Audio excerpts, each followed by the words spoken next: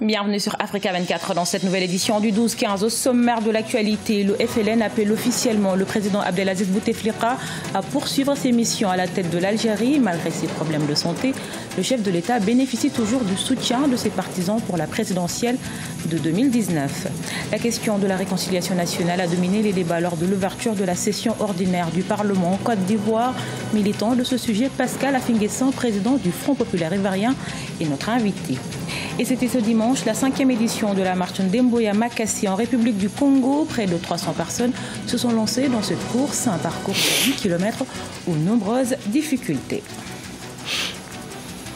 Mais tout d'abord, c'était un secret de Polichinelle. Elle est désormais officielle. La candidature de Moussa Mara à l'élection présidentielle du 29 juillet au Mali. L'ancien Premier ministre a annoncé qu'il brillera la magistrature suprême ce dimanche. Président du parti Elema, il entend faire mieux qu'en 2013 où il avait recueilli 1,5% des voix au premier tour. Le 5e mandat n'est plus un sujet de spéculation en Algérie. Malgré ses problèmes de santé, le président Abdelaziz Bouteflika a le soutien des militants du FLN. Le Front de Libération Nationale demande au chef de l'État de se porter candidat à la présidentielle de 2019 pour un 5e mandat. Fanny Monichi. Le FLN appelle le président Abdelaziz Bouteflika à briguer un 5e mandat. C'était ce samedi lors de la réunion de l'instance de coordination du parti. Une déclaration du secrétaire général du Front de Libération Nationale, Jamel Ould Abbès, qui invite le chef de l'État à poursuivre la politique entreprise depuis 1999. Au nom de tous les militants du parti du FLN, au nombre de 700 000 et au nom de ses partisans et sympathisants, je m'engage en tant que secrétaire général à transmettre au président de la République les souhaits et le désir des militants de le voir poursuivre son œuvre en tant que président de la République. Malgré ses problèmes de santé, le président Abdelaziz Bouteflika garde ainsi le soutien des militants du FLN pour se porter candidat à l'élection présidentielle de 2019.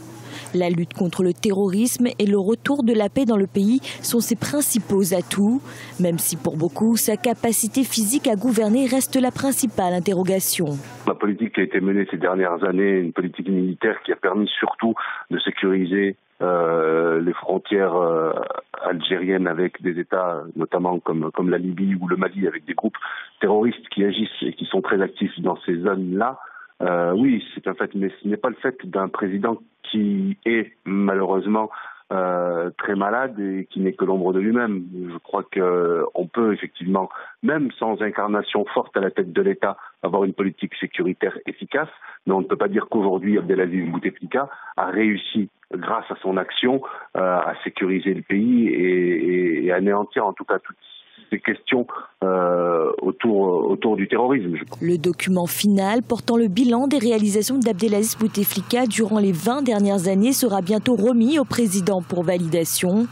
Peu après, la réunion du comité central du FLN devrait à nouveau être convoquée. En Côte d'Ivoire, 238 sur les 248 députés ont pris part à l'ouverture de la première session ordinaire de l'année 2018 à Abidjan. L'installation prochaine du Sénat, le parti unifié au sein de la coalition au pouvoir et surtout la réconciliation nationale était au cœur de cette session. Reportage de notre correspondant Oliva Diakoton. L'épineuse question de la réconciliation nationale s'est invitée une fois encore au Parlement ivoirien. En effet, l'ouverture de la première session ordinaire de l'année 2018 lui a consacré une lucarne. Les députés avaient placé la session précédente sous le thème du pardon et de la réconciliation. Une réconciliation qui reste grippée, mais qu'il faut poursuivre d'après Guillaume Soro, chef du Parlement.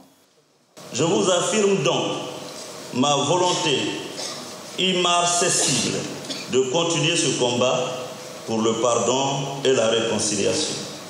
Voie qui nous conduira à la construction d'une véritable nation ivoirienne. Pour l'opposition parlementaire menée par Pascal Affinguessan du Front populaire ivoirien, la réconciliation nationale interpelle toute la population. Et pour y arriver, il invite les gouvernants à poser des actes d'apaisement, surtout en faveur de l'opposition. Le discours sur la réconciliation n'a pas d'intérêt s'il n'est pas suivi d'actes concrets.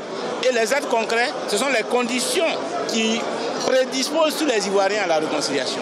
À savoir par exemple qu'aucun Ivoirien n'ait son fils ou son frère en prison à cause de la crise de 2010-2011. qu'aucun Ivoirien n'ait un frère, un fils, un parent en exil forcé à cause de la crise de 2010-2011. Si on crée ces conditions, nous pouvons nous asseoir autour d'une table. La session du Parlement ivoirien ouverte ce 3 avril 2018 devra examiner une vingtaine de projets de loi. Rappelons que la présidente de la Chambre des députés du Rwanda, Donati Mukabalisa, était l'invitée spéciale de son homologue ivoirien lors de cette session. Et pour en parler, nous recevons sur ce plateau M. Pascal Affi-N'Guessan, président du FPI, le Front populaire ivoirien. Merci d'être avec nous. C'est moi qui vous dis merci. Où en est la Côte d'Ivoire aujourd'hui avec la réconciliation nationale? Au point mort, il y a beaucoup de discours, mais très peu d'actes concrets en faveur de la réconciliation. Par exemple, la libération de tous les prisonniers politiques, le dégel de tous les comptes des cadres de l'opposition qui sont victimes de ces mesures, le retour sécurisé des exilés politiques. Sur ces chantiers essentiels pour préparer un environnement favorable à la réconciliation, aucun acte concret. Nous sommes dans la démagogie, dans des discours qui ne permettent pas, qui ne nous donnent aucune perspective en matière de réconciliation. Vous militez pour que l'Assemblée nationale prenne à bras le corps ce sujet. Peut-elle réussir là où l'ensemble de la classe politique a échoué? Mais c'est le pouvoir qui a échoué. Ce sont les autorités à la tête de l'État qui manquent de volonté pour aller à la réconciliation. Sinon, tous les Ivoiriens sont favorables à la réconciliation. Et si le chef du Parlement ivoirien est sincère dans ses déclarations, il faudrait qu'il le manifeste à travers des initiatives concrètes, législatives. Le Parlement peut s'approprier le processus, peut prendre une résolution pour engager le gouvernement à aller dans une certaine direction. Par exemple, créer les conditions de la réconciliation en faisant en sorte que tous les prisonniers politiques soient libérés. Le Parlement a cette possibilité et c'est pour cela que nous l'avons interpellé pour dire qu'il faut sortir des discours, il faut poser des actes. Vous êtes également le président du Front populaire ivoirien. Comment va le FPI que vous dirigez aujourd'hui? Mais nous sortons progressivement de la crise. Vous savez que nous avons été durement touchés en 2010-2011. Cette crise nationale a eu des répercussions à notre sein, puisque c'est une nouvelle étape, un nouveau cycle qui s'ouvrait pour nous. Nous avons gouverné, disons, dans des conditions difficiles pendant 10 ans. Nous avons fait 10 ans d'opposition, 10 ans à la tête du pays à travers le président Laurent Gbagbo. Aujourd'hui, nous sommes dans l'opposition. Comment nous nous repositionnons? C'est ce travail-là que nous sommes en train de faire pour reconstruire le parti et pour aller à l'assaut du pouvoir d'État en 2020. Vous êtes candidat pour la présidentielle de 2020? Au niveau de mon parti, je serai candidat et si le parti me fait confiance, je le représenterai à cette échéance. Dans l'actualité de la Côte d'Ivoire, il y a la mise en place du nouveau Sénat et l'élection de son président. Est-ce que vous continuez à penser que ce Sénat est illégal? Oui, nous continuons à le penser, ce sont les faits qui l'indiquent. Le Sénat a été mis en violation de la Constitution. À l'heure actuelle, le Sénat n'existe pas, je voudrais vous le rappeler, n'existe pas formellement et juridiquement, puisque l'Assemblée n'a pas été saisie d'une loi organique pour mettre en place le Sénat. Qu'est-ce qu'il aurait fallu faire en avant de mettre en place cette institution? Il fallait d'abord faire adopter une loi organique qui crée le Sénat, qui définit ses règles de fonctionnement, les conditions d'élection de ses membres. Il fallait aussi par la suite réformer la commission électorale indépendante qui a été déclarée caduque par la Cour africaine des droits de l'homme. Et si le président de la République veut recourir à une ordonnance comme il l'a fait, saisir l'Assemblée nationale pour avoir une autorisation, toutes ces conditions n'ont pas été remplies, à telle enseigne que ce Sénat-là est illégal, illégitime, et nous l'avons dit, nous ne le reconnaissons pas. Nous espérons pouvoir obtenir très prochainement de nouvelles élections. Le président doit encore désigner un tiers de ce Sénat. Il avait manifesté son intention de nommer des personnalités de l'opposition. S'il arrivait à choisir des cadres de votre parti, vous accepterez? Non, dans la mesure où nous ne reconnaissons pas ce Sénat, nous ne pouvons pas appartenir à une institution qui n'existe pas formellement, une institution artificielle à l'heure actuelle. Merci beaucoup, Monsieur Pascal Affi-N'Guessan. Je rappelle que vous êtes le président du Front populaire ivoirien. Dans le reste de l'actualité, plus de 600 marcheurs ont participé à la 5e édition de Ndembo et à Makassi ce dimanche à Brazzaville. Cette marche se pratique dans un environnement naturel en binôme. C'est une occasion pour les organisations publiques et privées, les associations ainsi que les particuliers de resserrer les liens sur un parcours d'environ 8 km. L'effort physique a été intense. Reportage de notre correspondant, Deva Panzo.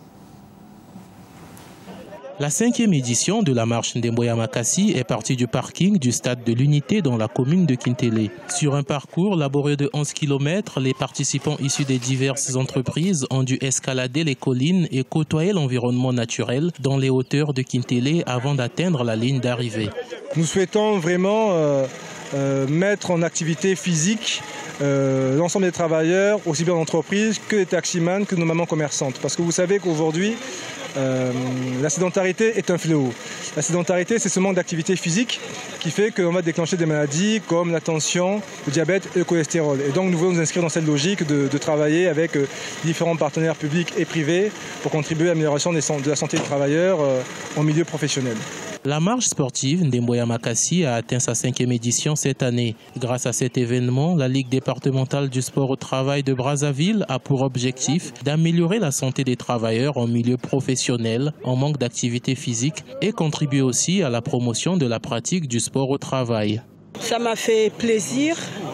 Au début, je me suis dit je n'allais pas arriver, mais par la grâce de Dieu, je suis quand même arrivée. C'était pas facile, mais quand même, on a marché et c'était pas mal.